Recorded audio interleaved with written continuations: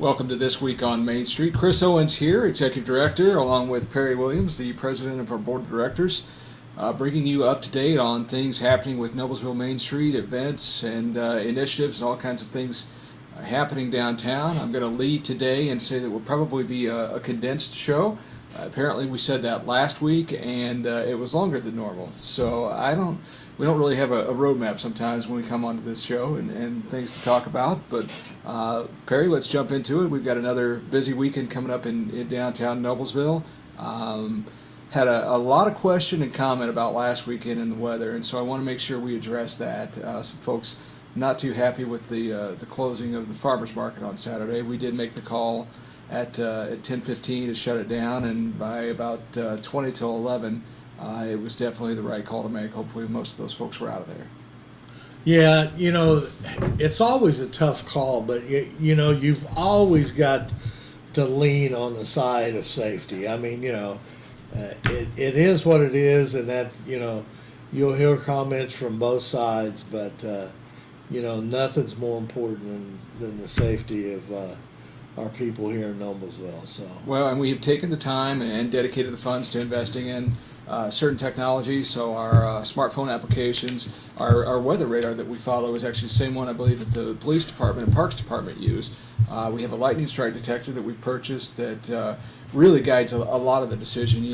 Rain and mist is one thing. Lightning is completely another, especially when you're talking about having to tear down metal tents and things like that. So I guess all that to say, we're sorry, but we feel like we made the right call, and moving forward, much like with the back to school bash, that has to be our test. It has to be our gauge on how we approach events.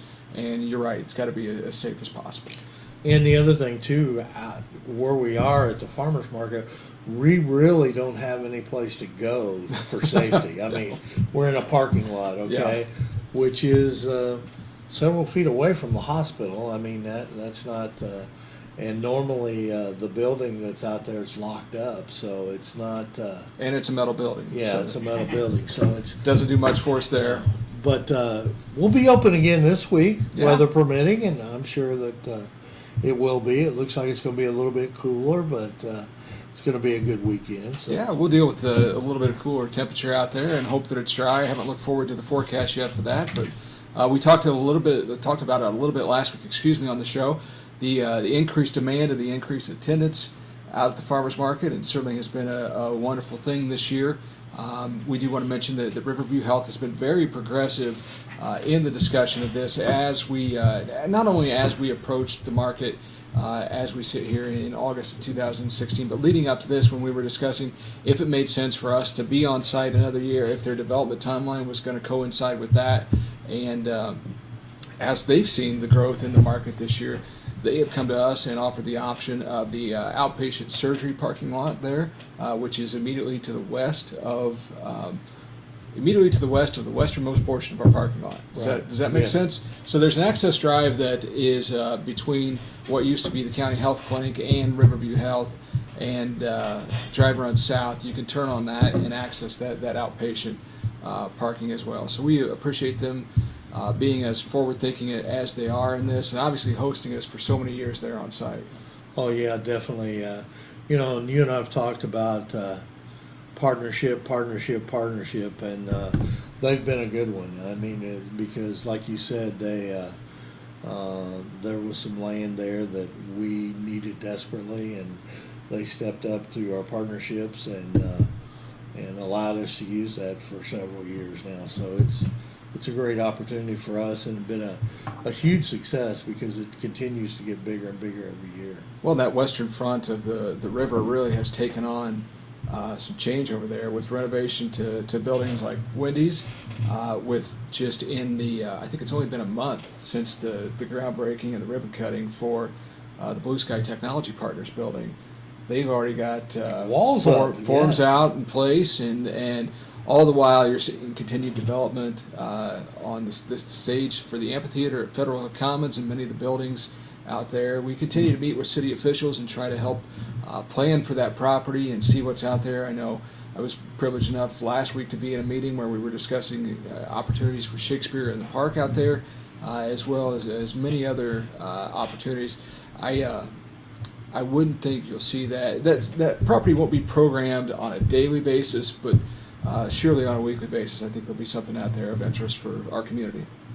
And I think another thing too is our city council, our new city council with the new members and everything have really realized how important our downtown is, and there's a lot of discussion, a lot of shuffling, and a lot of money that they're taking a look at it possibly going into downtown Noblesville. So that's a good positive thing, and we have some new owners, some new buildings, old buildings down there, so that I know are going to go through some renovations. So, there's a lot of positive things going on, and we're still pretty good occupancy in downtown Noblesville.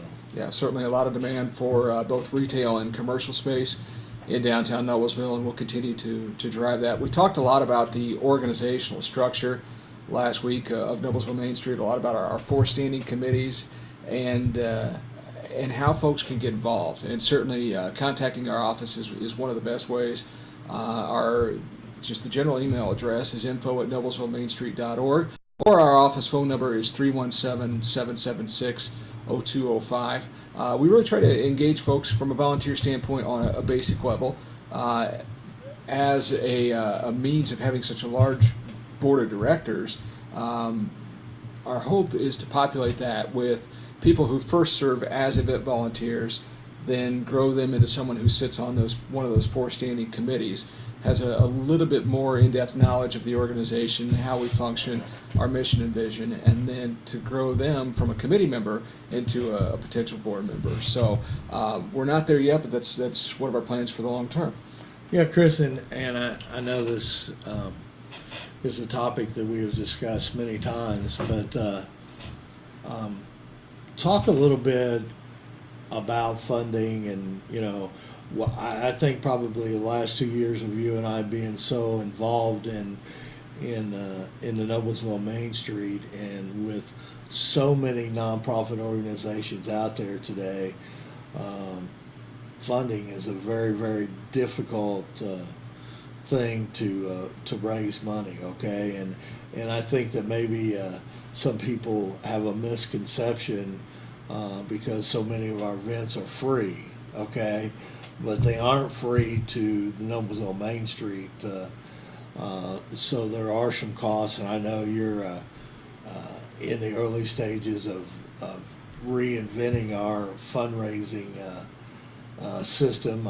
We did it about 1.5 years ago, and which was a great step towards doing a better job. But I think we've learned the last 1.5 years there's some other things we got to do Sure. to get that dollar and make people understand what we're trying to accomplish. Yeah, well, it is an evolving process, and it's a challenge because obviously events and promotions take money, and the expectation of the public is that most of those are free, as in our case.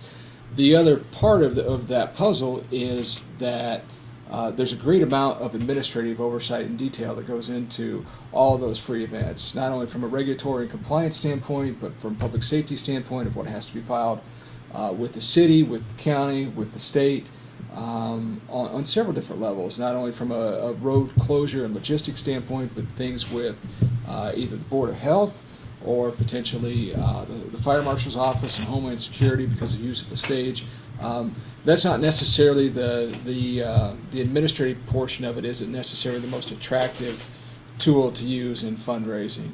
But I think what we can talk about and what is intriguing for people looking to invest in the organization is the membership program and just some of the other ways that we serve our community. And we do receive an operating stipend from the city of Noblesville that has been an annual and appreciated gift from them, and part of that is sponsorship, their sponsorship of our largest annual event in the street dance. We do receive a lot of operating support in terms of personnel for events, just seeing the logistics of this year, how the parade and 4th of July and then the street dance just a few days later played out. We saw a lot of the same faces between those three events. By the time the street dance rolled around, we saw a lot of the same tired faces. So we certainly appreciate what they do, but everything else that we do outside of that city stipend is self-funded, be it through grants, which is another avenue that we're pursuing, but that's all through memberships and sponsorships. So we offer overall sponsorship packages, we offer individual family membership, nonprofit membership, small business and large business membership. That's really where we make our cover our costs administratively, is in those sponsorship funds. And we've spent the last really about 2 weeks honing in on what's going to be a year-end fundraising strategy that we'll announce. That's I guess multifaceted or features several levels is probably the best way to explain that. And it'll be in part social media based fundraiser. We're going to look to activate our Facebook, Instagram, and Twitter following. It'll have some event implications as far as we'll be announcing the details for our annual holiday dinner coming up and what shape that takes with potential auction and some other things. A general membership drive. I just announced those membership levels again. And certainly that's a very easy way to support the organization. And we got a couple other pieces we're going to roll out there as well. I don't think we will be doing a Giving Tuesday promotion. I don't think I'm going to have to sacrifice my facial hair for it this year. Well, you can. It'll be getting close to Beards and Brews by then. One time thing, I think. And then some other pieces. So we're really looking to, I know there's been a lot of conversation, especially in our executive committee, about activating our board and what we've done the last couple of years is set ourselves up to help people recognize who we are and what we do. And now we're at a point where we need to make the ask for support. Yeah, and one thing I want to touch on too is, and you mentioned it on the stipend from the city. I mean, it's greatly appreciated that we get that, but also in return, you know, the things like the street dance, us heading up the parades, you know. We say that it's a stipend given to our organization, but we actually work very, very hard to put on those events, which if we didn't do it, some organization in this town would have to do it or it wouldn't be done at all. I mean, those are the choices that our city of Noblesville, which we greatly appreciate, it has made a choice that they want those events to go on, and we happen to be the benefactor of that.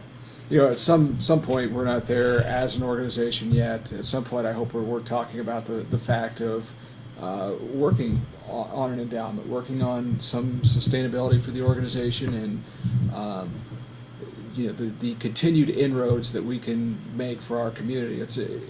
The interesting thing is it's changing, it's evolving, and this organization is different now than it was 10 years ago because Noblesville is different now Absolutely. than it was 10 years ago. So I think it's incumbent upon us, especially me as the full-time executive and our board and executive committee to be in tune with that and to recognize that. Sometimes that means making a tough call on canceling an event series like the Thursday Market, but rest assured that we're always thinking about what can go to supplement or what else is popular that we can look to use it to our benefit. And no better example than the Meals from the Market series this year. Absolutely, and you know that was a big time risk on our part, and there was, you know, a lot of talk about, no, you know, why did you cancel the market, but you know, the Thursday Market. But if you'll look at the volume of people that we have served on the meals from the market on Thursdays compared to the crowd that we had on Thursday markets, and our ability to expand the meals from the market next year, we may surpass those type of numbers that we had in our Thursday market, because we struggled. I mean, you know, and the bad part about it, our vendors did too. Mm-hmm.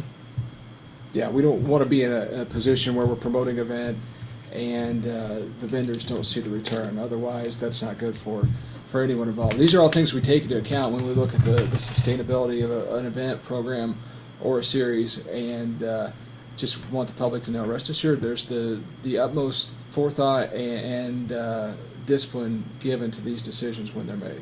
And the one thing about it is, I mean, we talked about that Chris said earlier,